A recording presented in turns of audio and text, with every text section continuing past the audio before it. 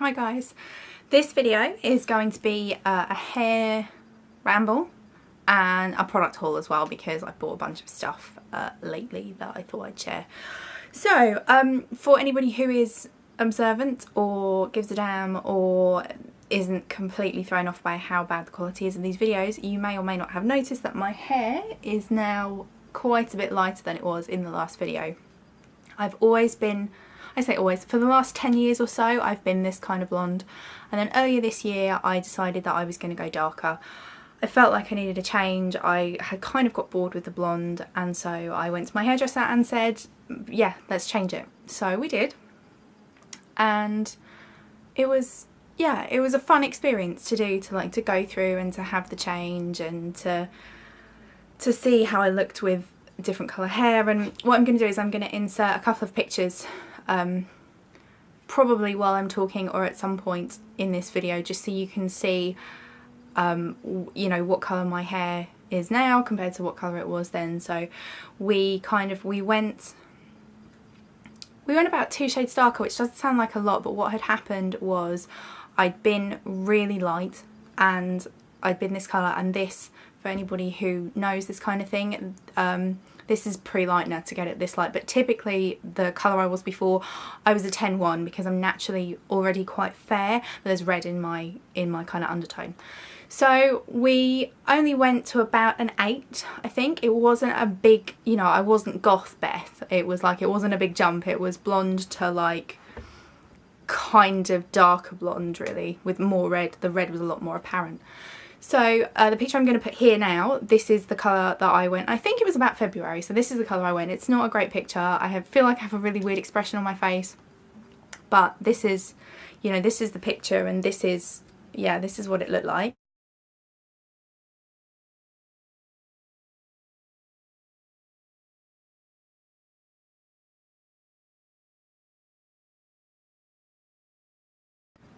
So it was fun. Like I said, it was fun to have a change, fun to be a different colour and just see how I felt, and I felt completely different. And I know that sounds ridiculous because you wouldn't think that changing the colour of your hair can feel ridiculous, and I think if you've never done it, it will definitely sound ridiculous. But for me, that was the first time I'd really done it, because although I've been blonde for at least 10 years, I don't remember going blonde. I remember the first time I had highlights, but I don't remember how I went from highlights to tint. I don't know how that happened. I know that certainly the hairdresser I'm seeing now he's just the best. He's the best hairdresser I've ever been to in my whole life. He does a great job. You know, everything always looks really crisp, and that probably sounds really silly, but with blondes that's so important. The place I was going before, I would have my roots done and they would look kind of, I guess, yellow. I'd come out and I'd feel like my hair was yellow, like I felt like it was kind of, you know, like cartoon yellow blonde hair, and it just, I was younger, and you know, I was paying a third of the price I pay now. So you totally, with a, you know, with a good hairdresser, you get what you pay for. So if you pay that bit more and you can afford to pay that bit more, you're going to get a better quality of you know, a better result effectively. So I was sorry, Twitter beeping. Yeah, I was glad to find a good hairdresser for a start, because I had, you know, kind of a good one, and she got pregnant and stopped working, and then I went to her salon without her and they were absolutely shocking. I think I only had one appointment there without her. They kept me waiting for 40 minutes, didn't apologise, just read my card, didn't ask if I wanted to do anything different, you know, whether the colour was okay. They basically did it, shuttled me around between about 3 people to get the colour on, get it washed off and get it dried, and it was just a crappy experience. And as a result, that particular person owns a few salons around where I live, and I wouldn't go back to one of them because it was appalling.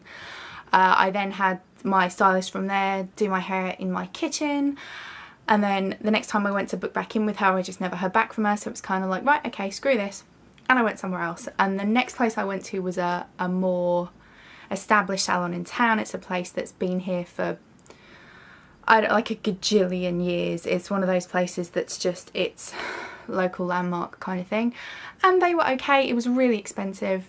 They give you like wine and, you know, nibbles and stuff, which is nice, but actually I wasn't happy with the quality of the work. It was one of those places where you're bounced between a colourist and, you know, someone else washes it and someone else cuts it and someone else blow dries it, and by the time you've been there 2 hours and you've seen 4 people, and I just don't like that experience. I don't think the result you get is that great.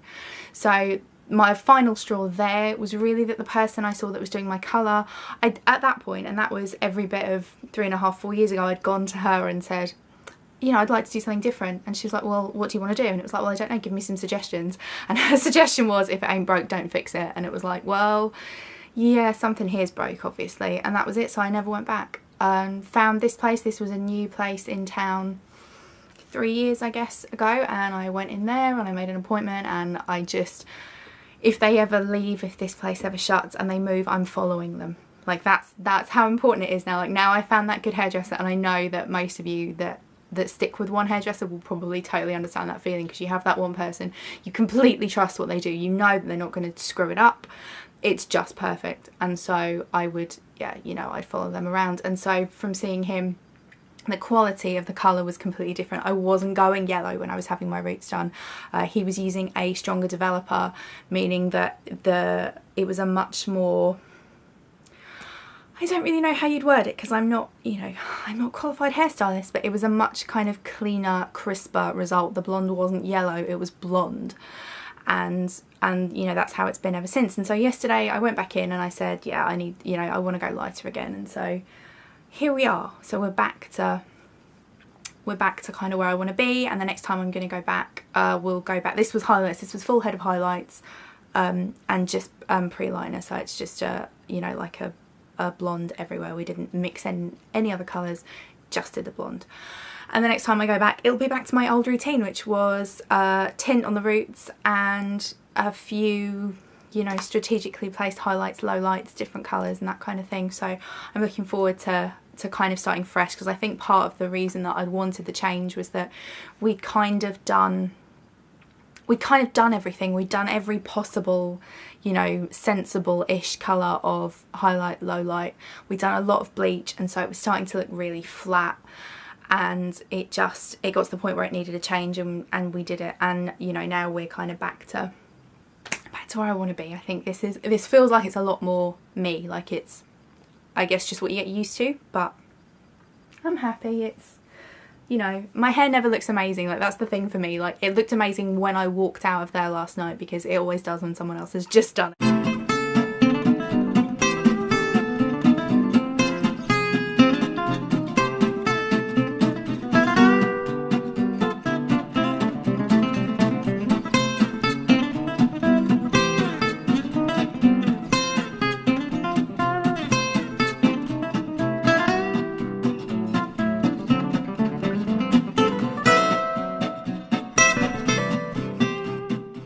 Nonetheless, really happy with the result, as I always am when I come out of my appointment. So that was good. So yeah, that was just a bit of a ramble on my hair and how I've got where I am, and there'll have been pictures kind of interspersed throughout, so you can see, you know, where I've come from and how I've got to where I am now.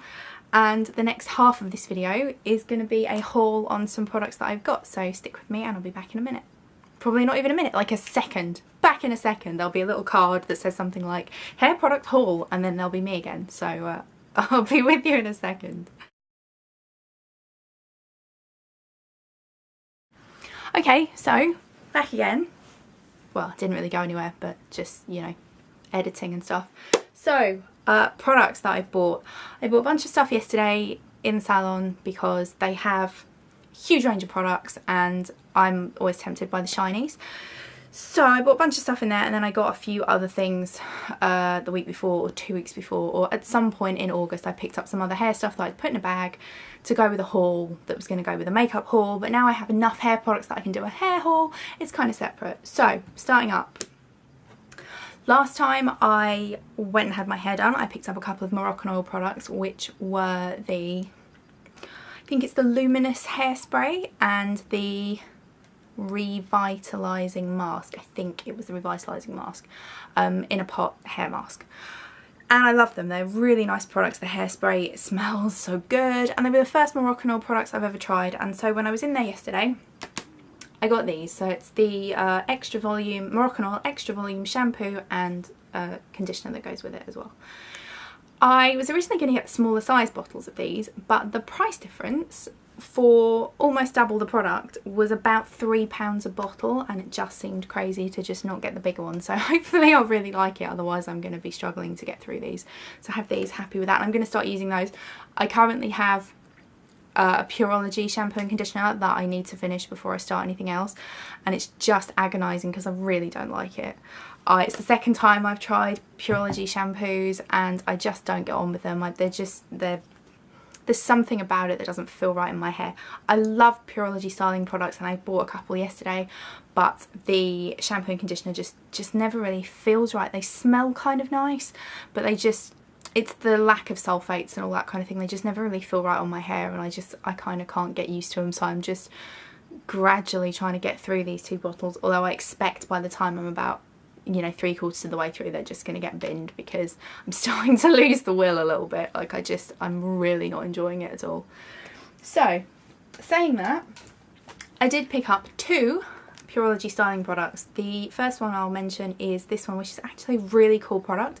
This is and I don't know what the glare is going to be like on this, so I'm sorry if it's really glary, but this is the Highlight Stylist Sea Kissed Texturizer, and it's a salt-free texturizing spray. So like Bumble and Bumble's what's it called, hold on, because I have it here and I'm going to mention that in a minute.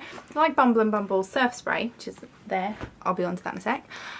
It's, you know, it's a texturizing spray, but this one has no salt in it. Obviously salt is not brilliant for your hair, particularly if it's coloured hair or it's, you know, heavily processed in whatever way. So this gives you that same kind of effect but without the salt. We used it yesterday. It smells incredible. It's got this real kind of, it's like a candy kind of scent. Not candy like TG products, not like the bedhead products kind of candy. Completely different to that, but just a really nice, sweet, yummy scent. So that's really nice. I'm very pleased with that. And the other Pureology product I picked up is the Perfect for Platinum Miracle Filler Treatment. So this is a leave-in conditioner detangling spray type product, and he used this on me last time I was there, so not yesterday, the time before, and they either didn't have any or I just completely forgot to pick it up as I left because I was distracted by the Moroccan Oil hairspray, and so I didn't pick it up. But they did have it yesterday and I got it, and it smells really good and it's a great detangler.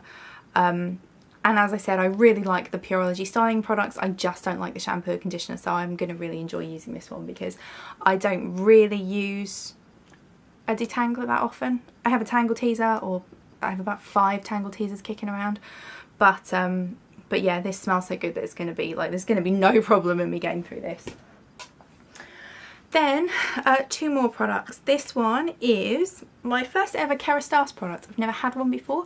This is my first one. So this is the Lac Couture Micro Mist Fixing Lacquer. So it's hairspray. And I keep seeing the ads with Kate Moss and, you know, the pictures of her with this amazing, like, huge volumized hair that just looks incredible. And this is one of the products from that line. It's one of the finishing products.